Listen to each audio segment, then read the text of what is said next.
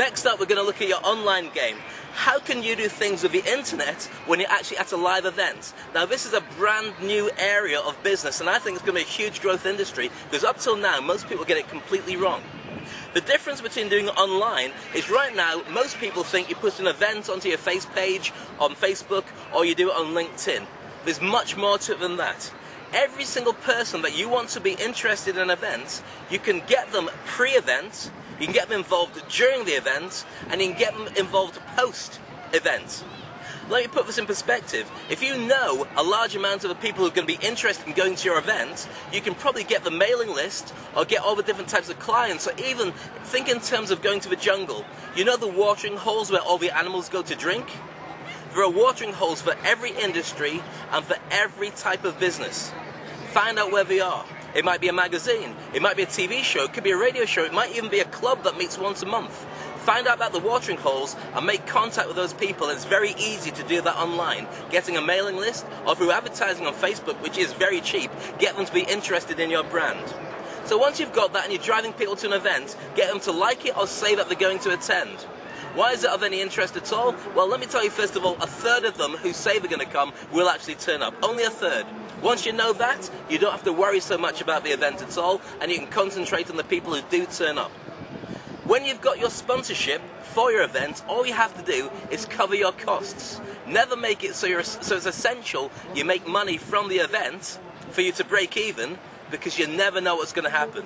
There could be a power cut, there could be a royal family member that passes away, there could be a national holiday, or you never know, the hotel where you've chosen suddenly might get swept away in a flood. You don't know any of that stuff, and make sure that your sponsorship covers every single part of it, and bring them in from the very beginning and get them involved in flyers, any part of advertising, and use that as a collateral for what they're going to be paying for. So you've got your people interested. Supposing you're doing an event about rugby like this event here, or maybe you're doing it about some sporting events, or maybe even pop music, or something to do with the industry. Give them lots of information building up to it, getting their interest, but only enough so they want to turn up. That's what you do with your pre-event. So what about during the event? How can you really use an online game so it's fascinating and gets the most out of people at your event? Well, very simple. All you have to do is this. Thank you very much. Well, I hope you've all been busy, furiously tapping away on your phones to get your chance now to win 500 dirhams to spend at the Crown Plaza Hotel. We asked the question earlier, which country has more rugby trophies than any other one? You said A, Luxembourg, B, Belgium, or C, England. And the correct answer was England. What a surprise.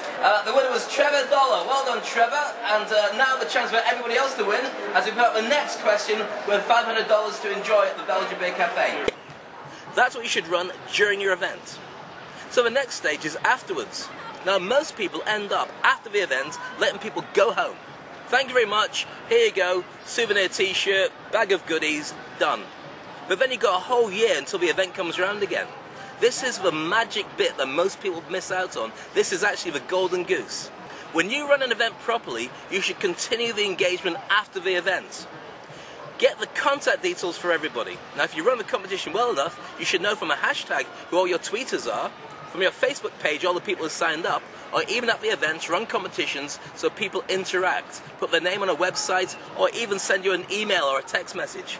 Once you've got those people, give them more of what they want. You know if they've gone to a rugby event, for instance like the Dubai Rugby Sevens, they're interested in fun, partying, the sport, and maybe, I don't know, fitness. There could be a number of different categories. You can ask them with a survey, or maybe do a survey at the event. But then, you've got a whole year's worth of selling them product. It could be merchandising for shirts. It could be the music that you played at the event. It could be a series of videos showing how it could be done. It could be a commemoration DVD of the entire event. It doesn't matter. You have an opportunity to sell to them for a whole year, and then guess what happens a year later? You know who's going to come back.